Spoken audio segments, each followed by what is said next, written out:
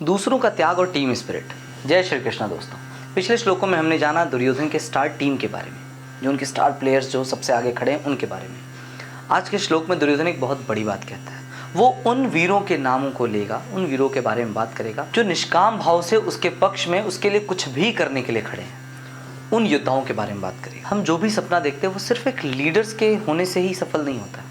आपको टीम में वैसे लोगों की ज़रूरत ज़रूर पड़ती है जिनके मन में कभी भी कोई द्वेष ना हो और जो निष्काम भाव से आपकी मदद करे और आपके साथ रहे। ठीक वैसे ही जैसे दुर्योधन के पक्ष में अन्य राजा खड़े, लेकिन क्या दुर्योधन उनका सम्मान कर रहा था या सिर्फ उनका उपयोग? चलिए जानते हैं। अन्ये च बहवः शूरा मदर्थे त्यक्त जीविता नाना शस्त्र प्रहरणा सर्वे युद्ध विशारदा।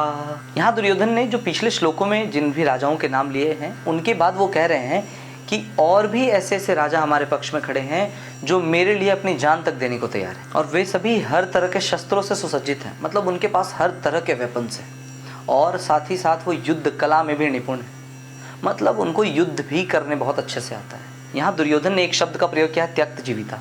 इसका मतलब क्या है?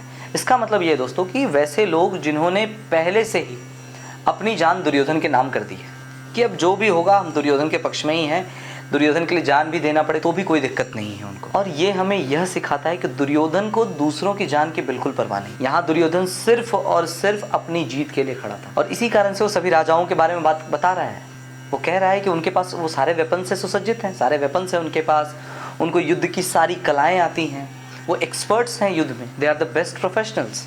लेकिन सिर्फ एक चीज़ की कमी थी और वो थी नैतिकता, विच मीन्स एथिक्स, जो उनकी टीम में बिल्कुल भी नहीं था। आइए अब जानते हैं कि ये श्लोक हमें क्या क्या सिखाता है। सबसे पहले तो सिखाता है वैल्यू फॉर टीम। आपकी टीम में जो भी लोग हैं आपको उनकी वैल्यू करनी चाहिए, और वैल्यू सिर्फ बोल कर नहीं की जाती, वैल्यू आपको दिल से करना होता है। सेकंड चीज़ है कि आपकी टीम में जो भी लोग हों वो सारे स्किल्ड पर्सन हों, यानी वो सारे स्किल्स में माहिर हों। स्किल्स अच्छी होगी तो आपका काम ऑटोमेटिकली अच्छा होगा। और तीसरी सबसे इंपॉर्टेंट चीज़ वो ये है कि एकता, विच मीन्स यूनिटी, क्योंकि यूनिटी में बहुत स्ट्रेंथ होता है।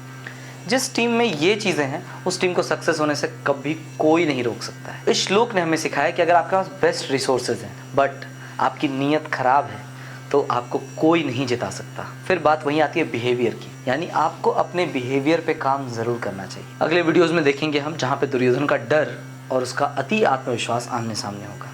मिलते हैं आपसे अगले वीडियो में। जय श्री कृष्ण, जय श्रीमन नारायण, जय श्री राधे।